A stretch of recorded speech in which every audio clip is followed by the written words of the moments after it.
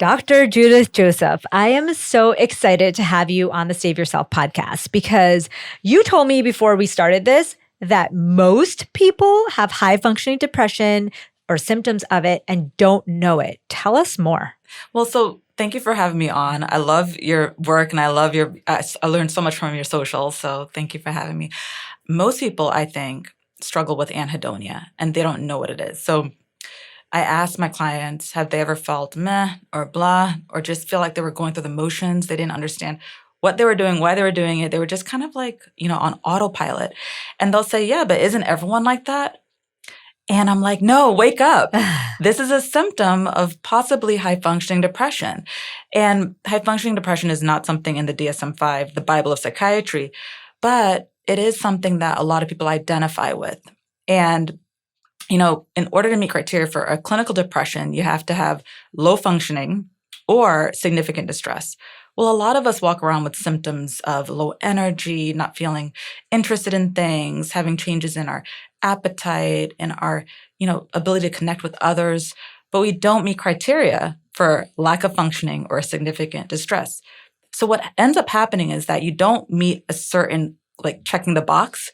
So doctors don't do anything about it. They'll say, you're functioning, go about your way.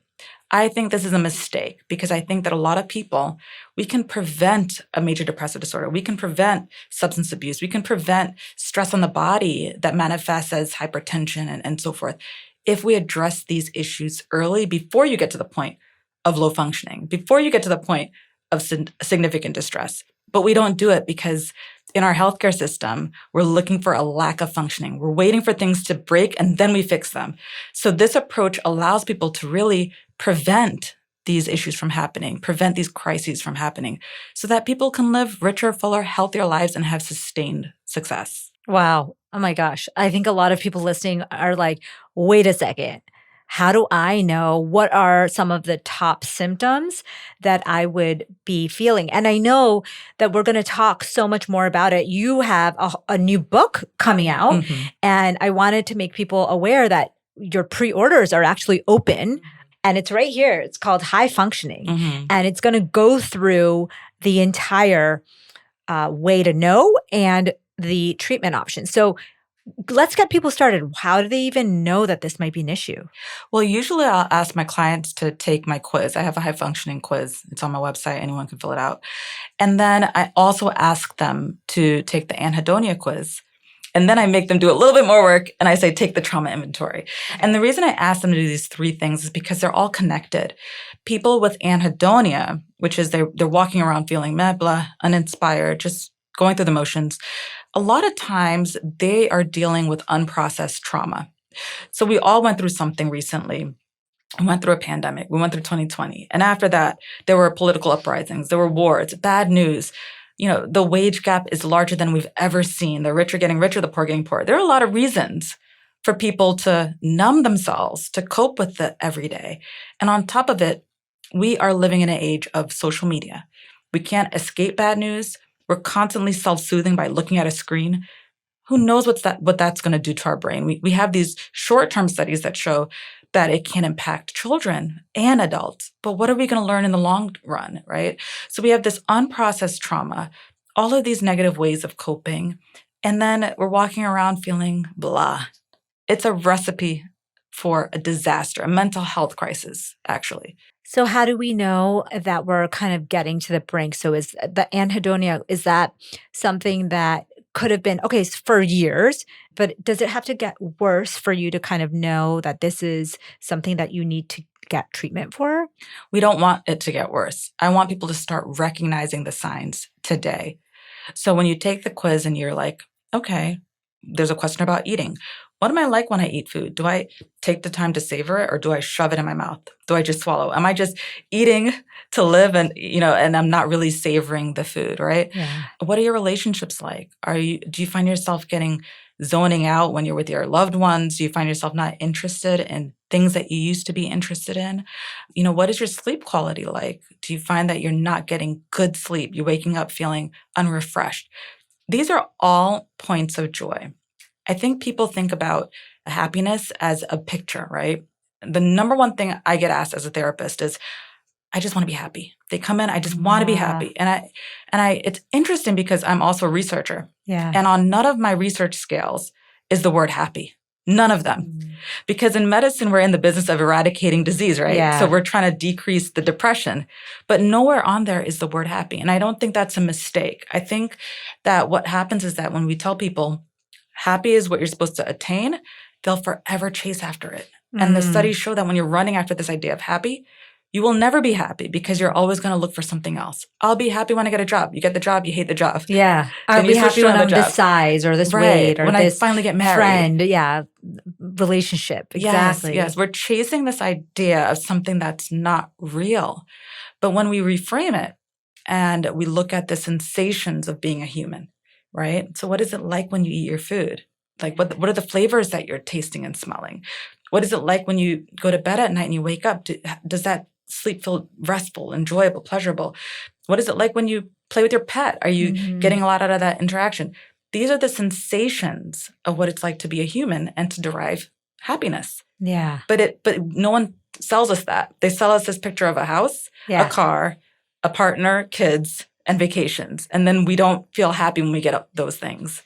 Okay, so I love this because the best piece of parenting advice I've ever gotten, because I have 2 teens, is to not praise the result, but to praise the effort. Because, I grew up as an immigrant and you see all these funny reels, but it's true. A lot of immigrant parents, they praise only when it's an A+ or it's perfect, or they're never really happy unless you get the result. And so you kind of hang on like, I will be happy. My parents will be happy with me when I get this result, when I go and I become a doctor or I do this thing or get an A+.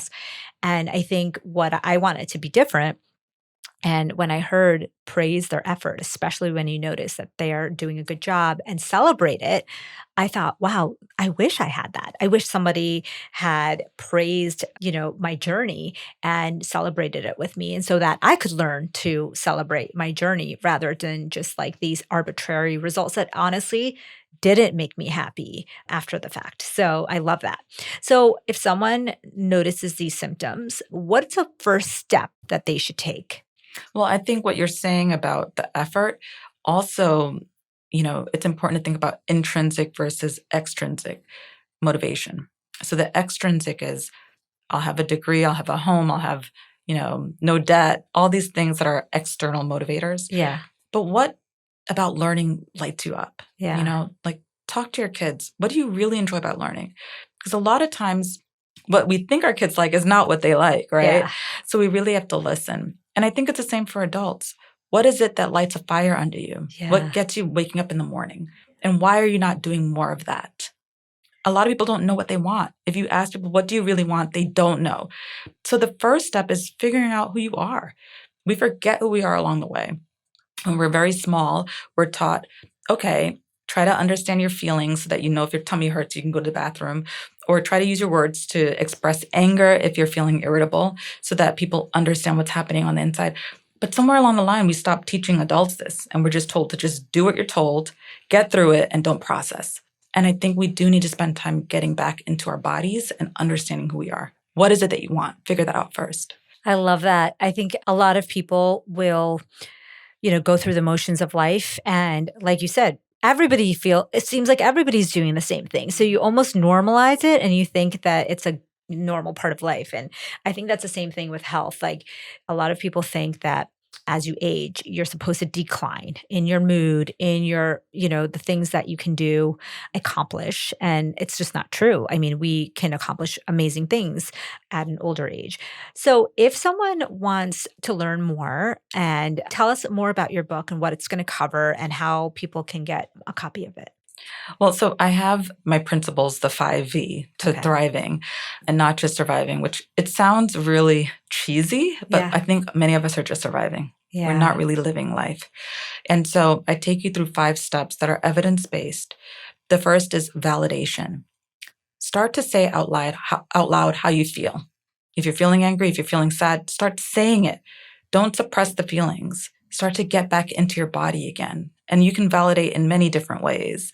The second is venting. We need to express how we feel in certain ways. Some people feel more comfortable talking. Some people feel more comfortable singing. Some people feel more comfortable expressing in terms of art. or writing, but we have to get that out. And it could be with a therapist too, right? Mm. And the third is values. What is it that really gives your life meaning and purpose? I think that's what people struggle with, because at one point they realize that I don't really know what brings me purpose anymore. So we have to try to figure out what that is. And I give really clear directives as to how to do that in the book. And then your vitals. This is the part no one wants to hear, right? Eat well, sleep, better, Yeah. and all these things. But also one of the vitals that I think a lot of doctors neglect is the way that we have our relationships with technology. That needs Mm. to be talked about in every doctor visit, because it is part of our future. This is the future of healthcare. And the last is vision. Many of us are stuck in the past and we don't know where we're going. And I talk about ways that you can map out your future so that you're moving forward instead of being stuck in the past. I love that. Okay, so tell us, how can people pre-order the book and how can people learn more about you? I know we'll talk more, and I'm so excited to have you back on once it's actually launched and we can talk about all the different questions that people have after reading the book. But tell us how to get it. So you can go to my website, Dr. Judith Joseph, my IG. I have courses that I sell with the book as well. So if people want to get a full bundle, because not everyone reads that way Yeah. and they learn that way, they need to have supplements. So I offer a whole different package as to how you can learn the 5 E's. I'm so excited for this, and thank you so much for being on. We will continue the conversation soon. Thanks. Thank you for having me.